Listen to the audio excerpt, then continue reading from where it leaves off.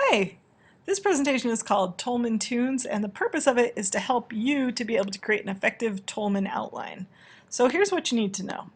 First of all, Toulmin is a strategy used to help people create really solid, watertight arguments. It's based on the courtroom model. And just like in a courtroom, you're thinking about how you would present your argument to a jury, but you're also thinking about the fact that there's always an other side. There's the defense attorney who's going to try to defend the other position, and you need to be thinking about that other side with your argument. And Toulmin helps you to do that. The first part of your Toulmin outline, though, kind of gives me a sense for what you're doing. I call it the proposal. And no, it's not a marriage proposal, but it does have three important parts that will help you make a good argument. And those things are the scope, the audience, and the resources. So first of all, let's talk about the scope.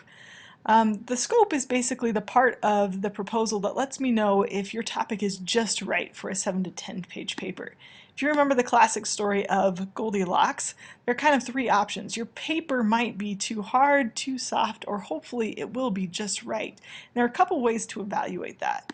So first of all, let's think about the Papa Bear side of things. Papa Bear um, always has the connotation of being too much of something. And in an argument, your paper might be too broad. For instance, if your main claim was, we need to fix American schools, while that is an arguable position, the problem is it's just way too broad. What are we going to fix about American schools? How are we going to fix them?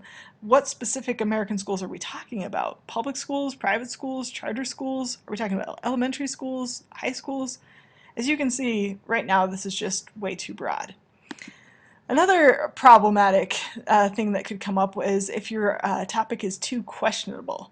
And the problem with these kind of topics like conspiracy theories is basically there just isn't enough good research out there in order for you to basically make a research-based argument. And that's really important for this paper. Finally, one problem is the too hot subjects. Abortion, gun control, capital punishment, gay marriage, euthanasia, healthcare reform. I'm not saying that you cannot write about these topics, but you have to be careful of them because, as it says in your book, it's really easy to fall into the trap of creating a pseudo-argument where basically you're either coming from the stance of a committed believer or a fanatical skeptic. And because it's really easy to fall into that, you have to be very careful of these hot topics. And in fact, in general, I usually tell people to avoid them, or if they're going to do one, to be very careful to talk to me about it in advance so we can make sure that they avoid getting too hot about that subject. Just as dangerous as Papa Bear, though, is the Mama Bear side of things. One thing that you want to avoid is being too informational. Remember, this is not a how-to paper, it's not a book report, it's not just the facts. It does need to be a persuasive research paper. However, on the other hand, you don't want to be too relative. You don't want to send out this message that everybody is right and that maybe all you have is your opinion. That tends to create an argument that sounds a little too fluffy or cutesy. You do have to have a strong stance in your argument. So overall, basically what you want to do is create a balanced, focused, and clear statement. A claim that you can incorporate both fact and opinion into, a claim that's going to have a specific audience that you're writing to who can do something about it, and a claim that's going to have a very specific objective. So let's talk for just a minute about one way to create that balanced, focused, and clear argument, and that is to really make sure that you know who your audience is. When you're looking at audience, there are at least two major questions you should ask yourself. Number one, who cares? Who cares about this topic?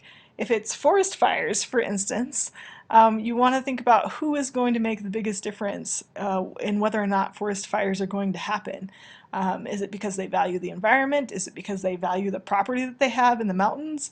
And also cause and effect. Who is going to be most affected by this problem that's out there? If it's forest fires, which part of the United States is most affected by that? That should probably be the focus of your audience. Another thing that you want to ask is who can or should do something. These are people with power, authority, and responsibility. And don't get me wrong, I'm not just talking about government leaders here. One of the most common groups of people to write to is parents, because they have a certain amount of power, authority, and responsibility for future generations. And so if I'm writing about video games or internet or technology, a lot of times I might consider directly addressing parents because they have the power, authority, and responsibility to teach children to be able to use those tools effectively.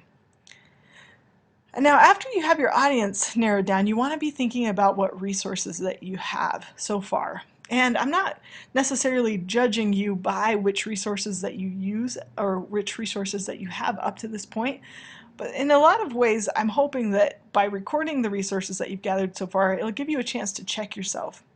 One thing that you don't want to forget to do is to use the librarians. This is a picture of the librarian, Pam Martin, who is specifically assigned to help students in our class.